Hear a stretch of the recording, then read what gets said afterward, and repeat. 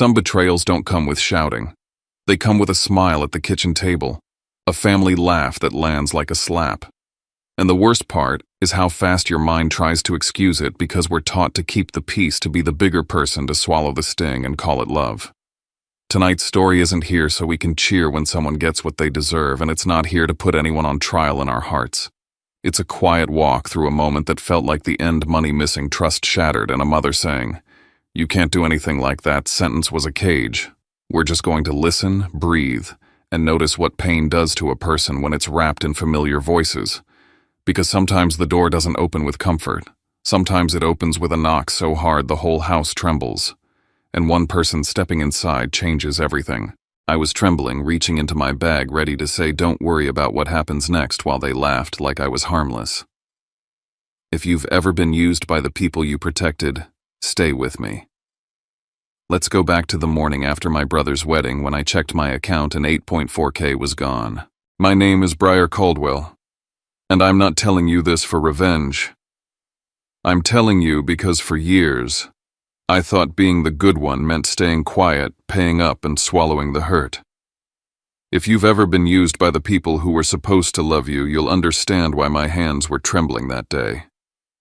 But before I tell you everything, I just want to know you're here with me. Drop a simple hi in the comments or tell me where you're watching from. Sometimes knowing someone is listening makes the loneliness lighter. And if you want more true confessional stories like this, stories about family betrayal, boundaries, and finally taking your life back, please subscribe. It helps more than you think. Thank you. And now, let me tell you what really happened.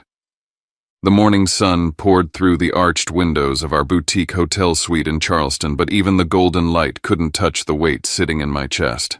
My body still ached from the day before, 12 hours on my feet, smoothing every bump in the road for my little brother Jace's wedding. The photographer was late, the florist forgot half the centerpieces, and someone, probably my mom, forgot to tip the shuttle drivers, so I did it all. Quietly, like I always do. Because I'm Briar Caldwell, the oldest, the one with the stable income, the one everyone expects to fix everything. I reached for my phone to pay the hotel bill and opened my banking app out of habit. Reese was in the shower. Her voice floated from the bathroom as she rehearsed closing arguments for a trial back in Denver, calm and focused like always. I blinked at the screen once, then again, and again. My checking account, which should have had well over $10,000, was now sitting at $1,592.23. I froze. By the time Reese stepped out, towel around her waist, my hands were shaking. She looked at me, then at the phone in my hand. "What's wrong?" I turned the screen toward her. Reese's eyes narrowed instantly. She took the phone, tapped a few times, then muttered, "Jesus, there are 3 transfers here." She read aloud, her voice growing tighter with each line. $200 to a credit card in Maribel Caldwell's name, $2,500 wired to Grant Holloway, and $2,700 deposited into an account under Denise Caldwell. My stomach dropped. Reese turned to me, dead serious. "Did you give your mom your phone or Mari?" "No," I whispered. "I mean, I left it charging on the dresser while I showered last night. But no, I didn't hand it to anyone." "Briar," she said slowly. "These transfers happened last night. One at 8:47 p.m., another at 8:53, and the last at 9:10. I remembered that time. I'd been in the shower, half asleep from exhaustion. I thought I heard a laugh outside the door, but I chalked it up to wedding noise from the hallway. I remember coming out and finding my phone unplugged and slightly warm in my hand. Reese grabbed her phone, opened her banking app. "Call your bank now, freeze your accounts, change your passwords, and activate 2-factor authentication. I'll talk you through it. But my mom's name is on one of them." "Exactly," she snapped, "which means they didn't even try to hide it." As I sat on hold with the bank's fraud line, my mother's voice echoed in my head, her words from 2 nights before the wedding, when I offered to cover the reception costs after the caterer bailed. "You're the oldest," she'd said. "You have more means than your brother." Reese leaned closer, lowering her voice. "Briar, you need to understand, if this were a stranger who accessed your account without permission, you'd call the police immediately. Just because it's your family doesn't make it any less criminal." I didn't respond. Not because I disagreed, but because somewhere inside I already knew she was right. The call to the bank went quickly. They flagged the transactions, initiated a freeze, and filed an incident report. I'd get a call from the fraud department later that day. As I ended the call, my phone buzzed. It was my mom. I answered, putting her on speaker. Mom. Hi, sweetheart. She chirped like nothing had happened. I just wanted to say thank you again for everything you did for Jace's wedding. It was beautiful. Mom, I said flatly. Where's my money? There was a pause. Then laughter. Oh, that, she said with a little chuckle. Well, Mari noticed you had a good bit in your account and thought it made sense to redistribute a little. You know, keep things fair. You took $8,400. You're the big brother. You've always had more. You can't seriously be upset about this. I didn't give anyone permission. Come on, honey, she said, in that faux sweet tone she used when I was a kid and caught her in a lie. It's family. You can't do anything. Reese's face turned to stone. She mouthed, put her on speaker. I already had. Mom, I said, my voice flat. We're coming over. Now. Briar. But I ended the call. The drive from Charleston to Mount Pleasant was silent except for Reese typing on her phone, pulling up the banking logs and capturing screenshots. I stared out the window as the marshland blurred past. She said you couldn't do anything, Reese muttered. Briar, that means she doesn't just think you won't. She thinks you can't. My mouth was dry. She's my mom. She's also someone who watched her daughter steal your phone and transfer money while you were in the shower. I said nothing. But her next question burrowed deep into my brain. Did you ever let any of them take a photo of your ID? Do they know your security questions I couldn't answer? Because I suddenly remembered a family BBQ 3 months ago when my mom helped me sign up for a flight rewards program on my laptop. I'd handed her my driver's license to type in the number while grilling. She'd held it up to the light and snapped a photo just in case. I hadn't thought of it since, until now. When we pulled up to my parents' house, the air around me changed. Their front lawn looked exactly as it had for 20 years, pristine with the same rocking chairs on the porch. You'd never guess what was boiling inside. We walked into the living room. Everyone was there. Mom perched on the arm of the couch, Mari and Grant sipping coffee like it was brunch, and my dad reading the Post and Courier like I was just dropping in for a casual visit. I didn't sit. I looked directly at my mother. Who went into my account, Mari was the one to answer. She sipped her drink and said I did. Your password was laughably easy. You always use some variation of your graduation date. I just guessed. Grant chimed in. You live alone. You make great money. We've got 2 kids. Come on, Briar. I turned to my dad.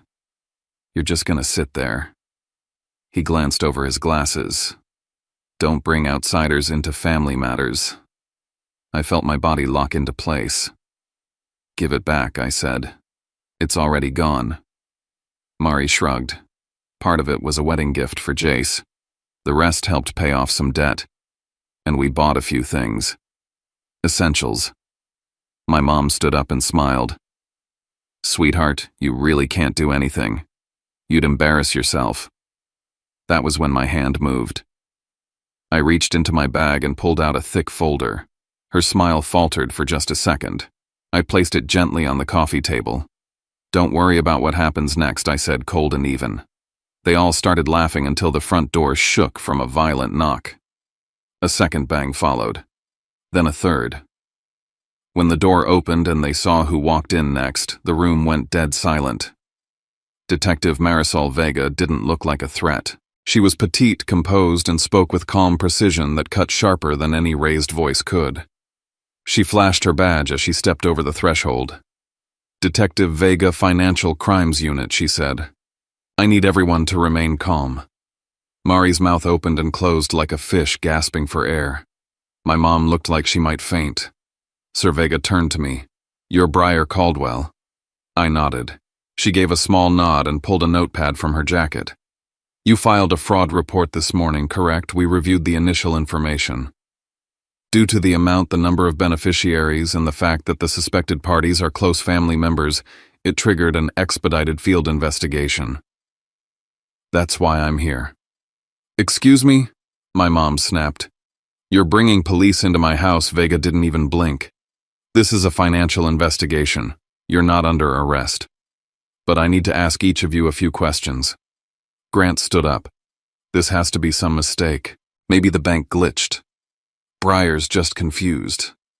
Reese stepped forward and opened the folder.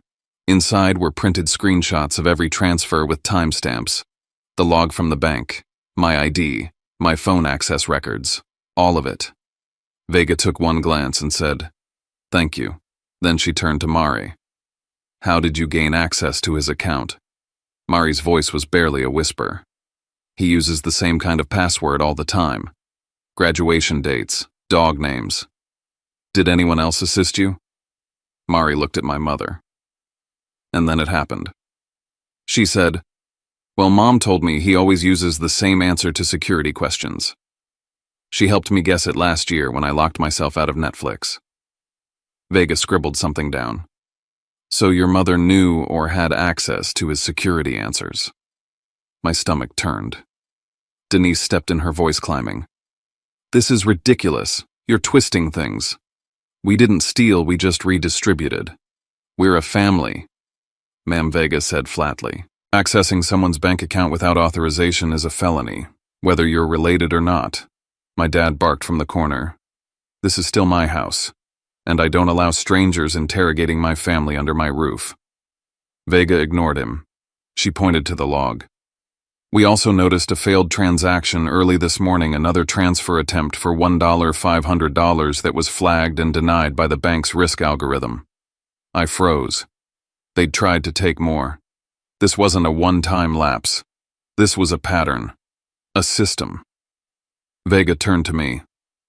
"We'll need 3 years of financial records, any texts or emails where they asked for money, and any other documentation showing pressure or coercion." Reese placed a comforting hand on my shoulder. "We already started compiling." Vega nodded, then faced the others. "No one is being arrested today, but you will be contacted for formal interviews. I strongly recommend you speak to a lawyer." As we turned to leave, my mother's voice cut through the silence behind me. "Briar," she called. "You're really going through with this." I didn't stop walking. Her voice rose again. "You're doing this to your own blood." Outside, Reese opened the car door. As I climbed in, Vega looked at me one last time. "We've seen this before. The people closest to you often think they're entitled to your silence." I nodded, but it was Reese who whispered the words I wouldn't forget. "If they did this once," she said, "they've probably done it before. You just didn't see it." Jace opened the door looking like someone who hadn't slept since his wedding. His smile faltered the second he saw my face. We weren't supposed to see each other again until after his honeymoon, but I needed to speak to him before he disappeared into some island dream, while the rest of us were stuck cleaning up the war zone. We sat in the cramped living room of the rental he and Heather had booked in Charleston. I didn't bother with small talk. "They said the money was a wedding gift for you," I told him, keeping my voice low. Jace's head jerked up. "What money?" I told him everything, how $8,400 vanished from my account overnight, how 3 separate transactions went out under my name, how 2 of them went directly into Mari and Grant's accounts, the third, our mother's. Jace blinked like I'd slapped him. "I didn't know. I swear. I thought you offered to help with the flowers. And the DJ." "I did," I said. "But this wasn't that." He looked like he was shrinking in front of me. "Please don't make this explode. Mom's been saying you're overreacting, that it was all a misunderstanding." I didn't respond. I just watched him for the first time, not as my baby brother, but as a man being shoved into a war he never asked to fight. A pawn trying to protect both sides. And I hated that it made me feel guilty. By the time Reese and I got back to Denver, the guilt had calcified into something sharper, something organized. We turned the dining table into a war room. Folders, flash drives, notebooks.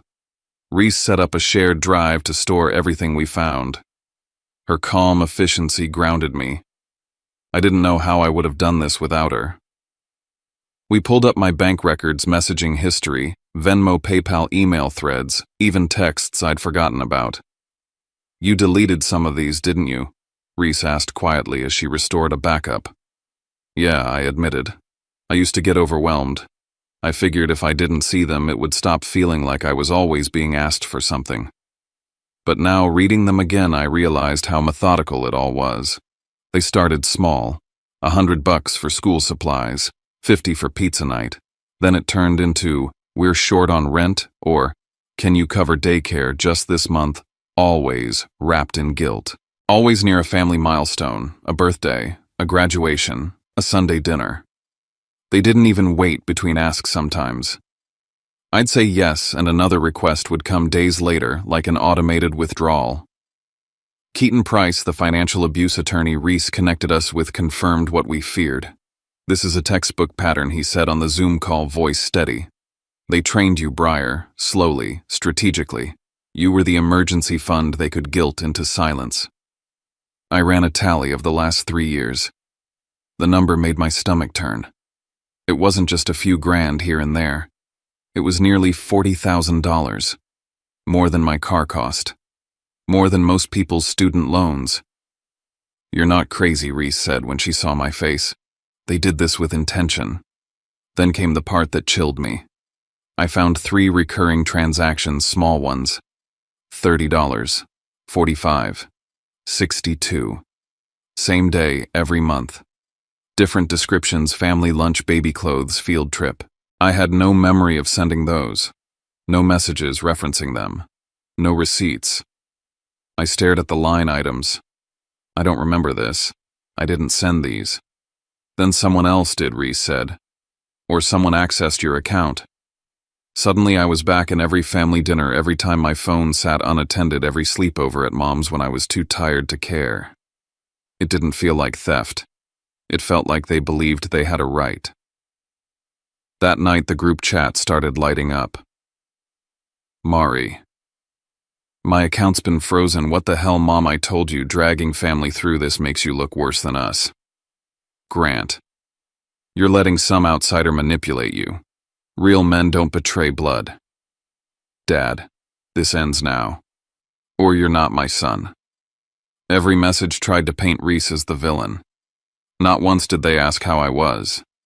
Not once did anyone say sorry. I didn't answer them. I turned off my phone and opened an old email account I hadn't touched in years. A backup for work, mostly junk. But buried under a newsletter was an email from Mari dated 3 weeks before the wedding. Subject: weekend planning. The body of the email was short, but what it said stopped my breath. "If we time it right, he'll be distracted with wedding chaos. He always leaves his phone out. Mom says we'll split the gift evenly. Don't worry, he won't even notice. He never does." Attached was a screenshot. It was blurry, but it was unmistakably my security question page. Favorite teacher, childhood pet, first car. I'd sent Mom that information once years ago when she needed to reset her own password and didn't understand the interface.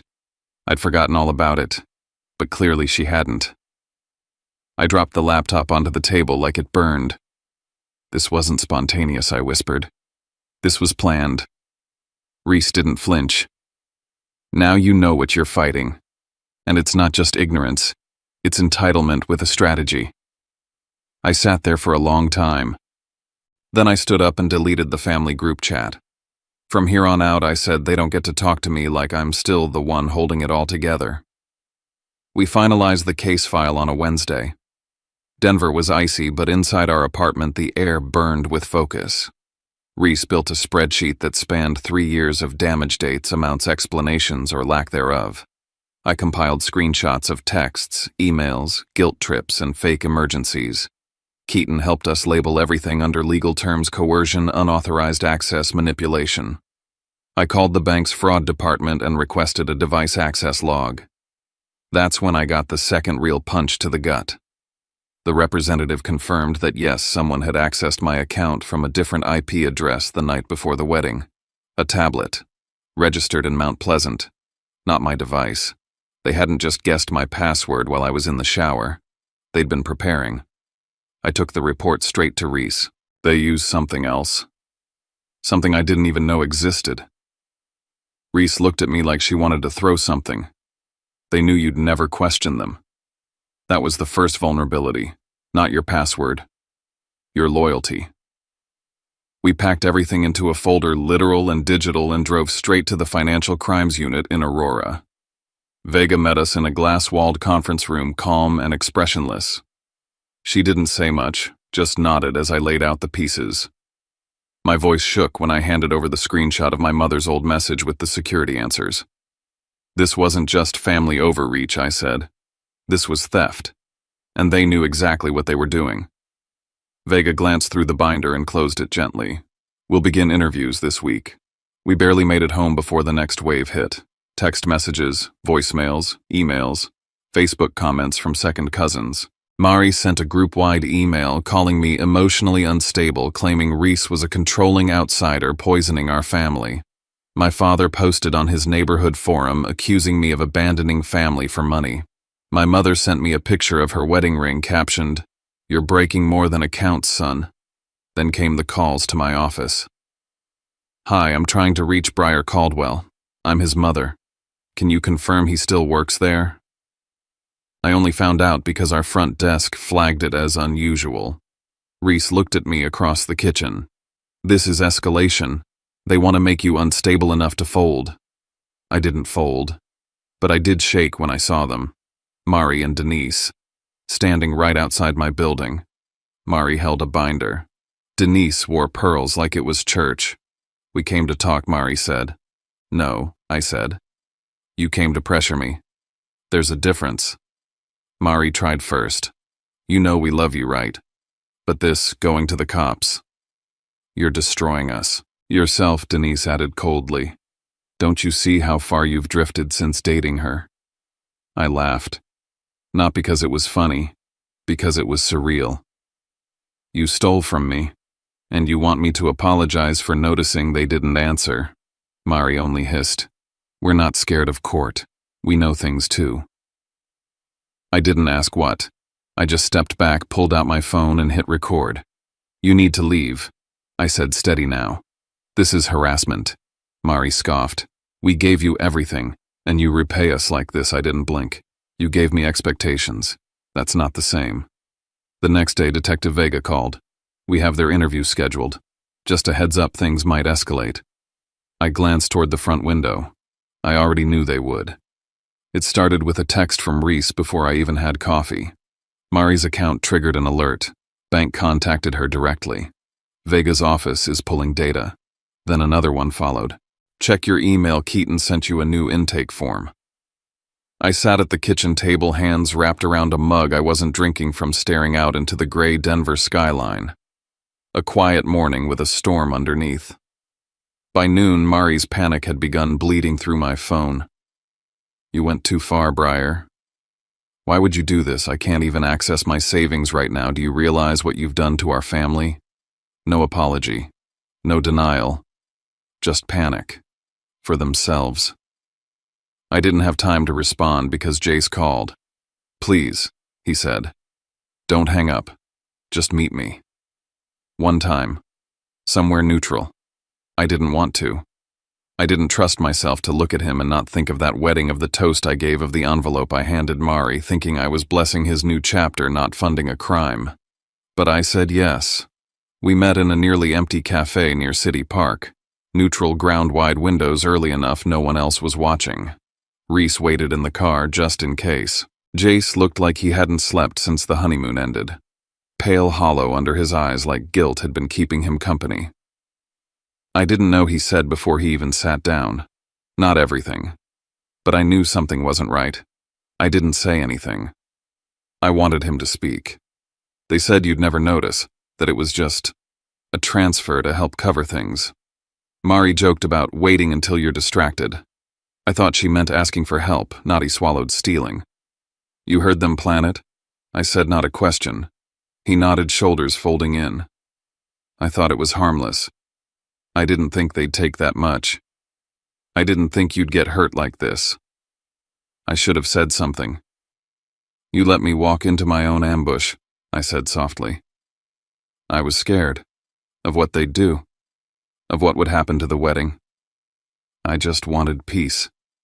You didn't get peace, Jace. You got silence. There's a difference. He didn't argue.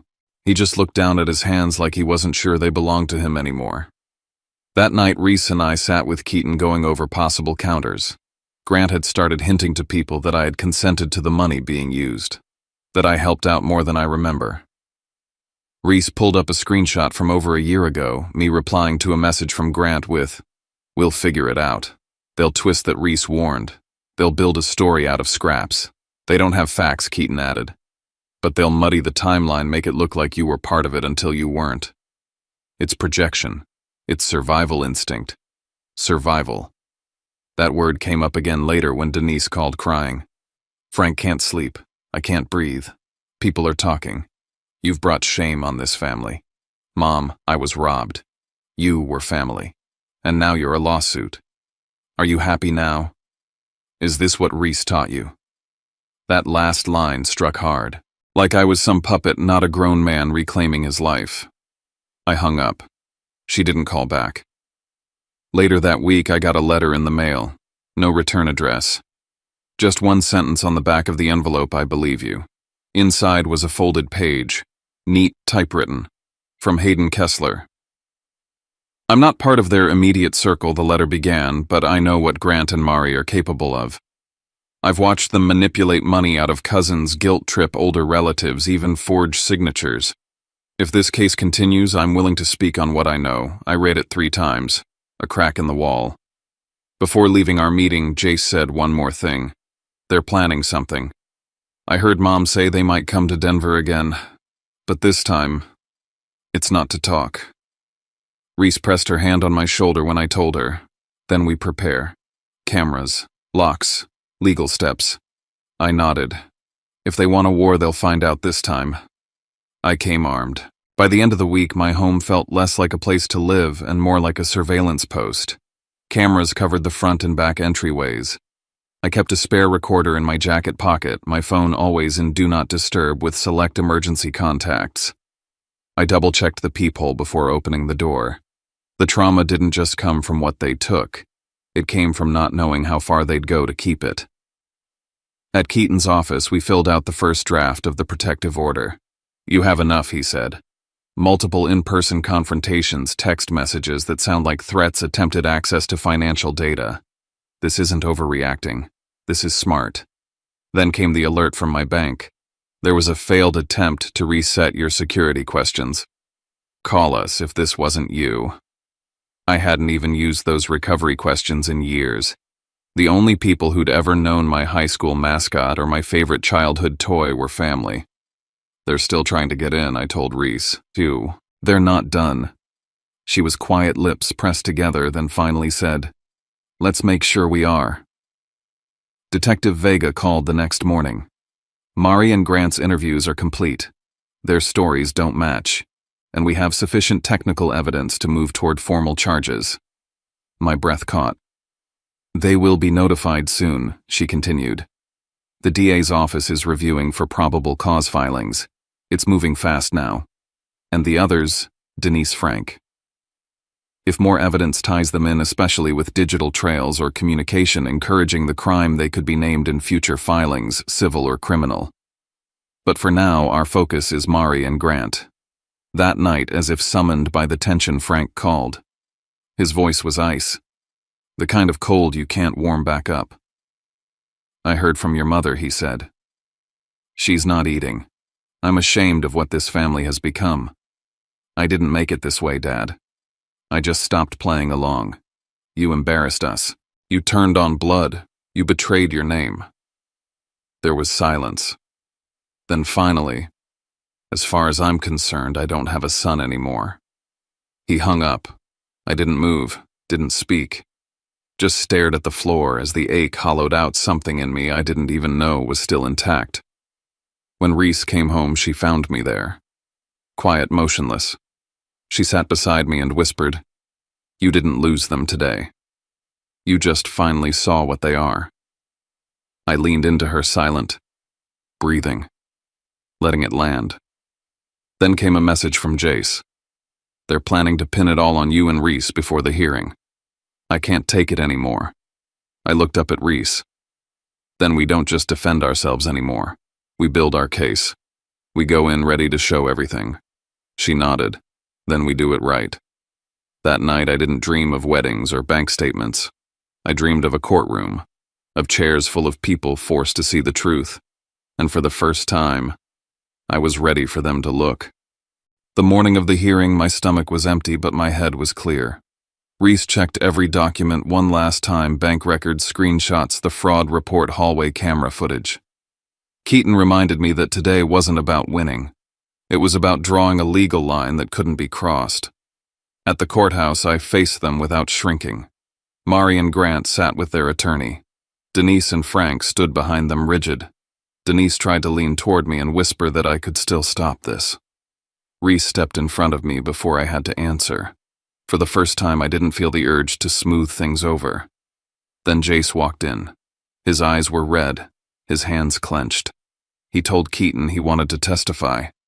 He said he couldn't stay silent anymore. Something loosened in my chest. I wasn't alone. In court, Keaton laid it out cleanly: the $8,400 taken while I was in the shower, the transfers to Mary, Grant, and Denise, the 3-year pattern of pressure and guilt, the uninvited appearances in Denver. Bank data showed access from a device that wasn't mine, and a blocked attempt to take more. Jace testified that the plan existed before the wedding. He said they waited for a moment I'd be distracted. He said Denise knew my security answers and believed resetting access would be easy. He admitted he stayed quiet because he was afraid of his mother and afraid of ruining the wedding. Mari exploded, calling him a liar. Frank stared at Jace like he'd never seen him before. Their attorney tried to claim I was being controlled by Reese, that I'd changed. The judge shut it down, reminding the room that evidence mattered more than family narratives. The court issued a temporary restraining order and moved the case forward. As we left, Mari looked scared for the first time. Grant took a call and went pale. Jace leaned toward me and said he was ready to lose them if it meant I didn't lose myself. The balance had shifted. The days after the restraining order were quiet in a way I wasn't used to. I slept without checking the door. Still, the loss lingered. Reese reminded me the process wasn't over, only stabilized. An email arrived from Hayden Kessler. He confirmed Grant and Mari had taken money from other relatives for years and relied on shame to keep people silent. He offered to testify if needed. Reading it, I finally understood this wasn't personal weakness. It was a system. Keaton later told us Mari and Grant chose to plead guilty to reduce exposure. The court ordered probation, full repayment of the $8,400 damages for emotional harm, and a 5-year no-contact order. They delayed payment. The court enforced it. Accounts were frozen, assets seized. Grant lost his job. Their house slipped toward foreclosure. I felt a flicker of guilt, then remembered my mother laughing, telling me I couldn't do anything. Jace came to Denver and told me he'd been cut off. He didn't regret it. He said he wanted a family built on honesty, not extraction. I realized blood didn't make a family, choice did. Reese took me to dinner with her mother. It was simple calm. She said, "In this house, respect is the boundary. No one uses love to take." That sentence healed something old in me. We drove out to Evergreen and sat by the water, no speeches, just air and quiet. I thought about my mother's words again. You can't do anything. I did. Not by yelling. Not by revenge. But by refusing to let exploitation keep wearing the name of family. I never thought it would come to this. Not in the way that people say it when life surprises them, but in the quieter, lonelier sense. I used to believe that if I just stayed kind enough, patient enough, forgiving enough, they'd come around. That the people I called family would one day look at me and see someone worth protecting, someone worth loving without taking. I thought blood meant something unbreakable, but what I've learned is this blood only binds what respect maintains. I didn't grow up believing I'd ever see my name printed in a court order against the people who raised me. I didn't picture myself reading over financial fraud reports with my hands shaking or meeting with attorneys about how to document emotional manipulation. And I sure as hell didn't expect to be sitting outside a courtroom watching the only sibling who ever looked me in the eye admit that he knew and stayed silent. And yet here I am. They took money. They took memories. They took my belief in the idea that family always has your back. But they didn't take me. I still have my voice. I still have my truth. I still have my choice. And in choosing to stand up for my name, my work, my future, I found something they couldn't steal: peace. Peace doesn't come easy. It doesn't come with slamming doors or courtroom verdicts. It comes when you finally stop internalizing their shame. When you stop calling survival overreacting. When you stop trying to shrink yourself into the version of you that makes other people comfortable. I look around now and see the life I'm building slowly, brick by brick. A life where my value isn't conditional. Where I love you doesn't come with a receipt. Where I don't have to hand over pieces of myself just to belong. Jace is still here. So is Reese. And in their own ways they remind me chosen family is not second best. It's sacred. It's honest. It's earned. The kind of loyalty that doesn't demand silence in the face of harm but stands with you when you call it out. If you've made it this far, reading my story, walking through the debris of what I used to call home, I want to say thank you. Not just for listening, but for staying. Maybe you've been here before. Maybe you're here now. Wondering if you're crazy. Wondering if the hurt is your fault. Wondering if it's worth speaking up. Let me say this: it is. It's worth every sleepless night and every difficult conversation. It's worth standing in court when your legs feel like glass. It's worth drawing lines that others call cruel, because those lines are where you begin to heal. And if this story gave you even 1 ounce of courage or clarity or comfort, I'm honored. There are more stories like this. Stories of reclaiming power, of breaking cycles, of defining family on your own terms. And I want to keep telling them for you, for me, for everyone who's ever been made to feel small in their own skin. So if you believe in truth and healing, in the quiet strength of walking away from what doesn't love you back, subscribe. Join me. Let's stop surviving in silence. Let's start living out loud. When the door finally stopped shaking and the room went quiet, I realized something that took me a long time to admit out loud. The hardest part wasn't the money. It was seeing how easily love can get mixed up with entitlement. How quickly family can become a word people use to reach into your pockets and into your peace. And I don't say that to turn anyone into a villain. I say it because some of us spend years paying a price we never agreed to just to keep a picture of closeness from cracking. Maybe that's the small thing we can carry out of this together. Sometimes what saves us isn't a louder voice or a colder heart. Sometimes it's one clear boundary, one honest step, and the courage to stop calling pain normal. If you've ever been the dependable one, the fixer, the person who keeps the lights on for everyone else, I hope you remember this. Protecting yourself doesn't mean you've stopped loving. It just means you've started valuing your own life too. And if you want, you can stay here with me. If this story touched something in you, subscribe, not because you owe anyone anything, but because this can be a place where we listen without judgment and share without shame. And if you feel comfortable, leave a few words in the comments, even just "I hear you" or where you're listening from. Sometimes that small connection is what makes a heavy story feel lighter. Thank you for spending this time with me. Take care of yourself, and I'll see you in the next one.